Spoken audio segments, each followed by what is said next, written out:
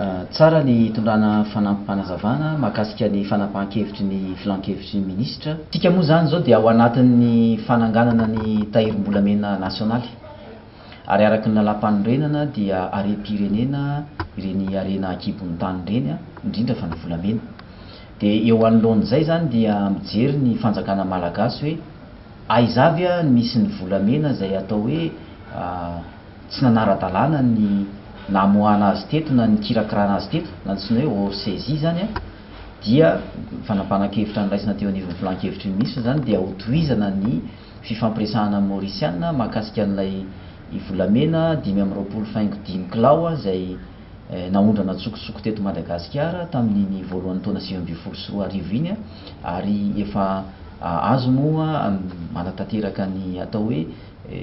fampirarahana amin'izay ny malagasy satria misy ny fifandraisana eo amin'ny fahadiseranana malagasy sy ny fahadiseranana any Maorisy, eo ihany koa ny fampiresahana amin'ny firenena maorisiana hoe tena volamena ny ainga tsokotsoky teto Madagasikara iny tamin'ny 10 volana Janoary 2014 moa nitrangan'izany, zany hoe taloha kely nahatongavan'ity fitondram-panjakana ity.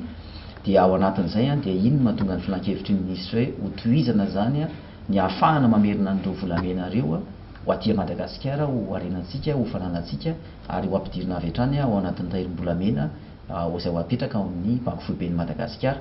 Izay no mahatonga ny hoe mifampiresaka amin'ny maorisiana isika satria somary samihafa ilay lalàn'ny firenen'ny rototo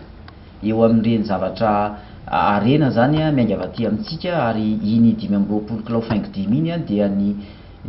tompona andraikitry ny fahadiseranana taty Madagasikara no nampandrehany zareo hoe misy volamena nay lasa any. Noho izany zany dia eo amin'ny fifampiresahana fisamafan'ny lalàna zay dia misy ny fifampirarahan'ny firenena, mety eo amin'ny lafiny ara-diplomatika zay, mety amin'ny lafiny ara-pitsarana zay, fa ny tanjonsika malagasy dia hoe miverina aty amintsika reny volamena ireny. Ary raha vao misy mihitsy ny hita tratra ohatran'ireny zany dia zay ho apetrakitsika ao amin'ny tahirim-bolamena nasionaly.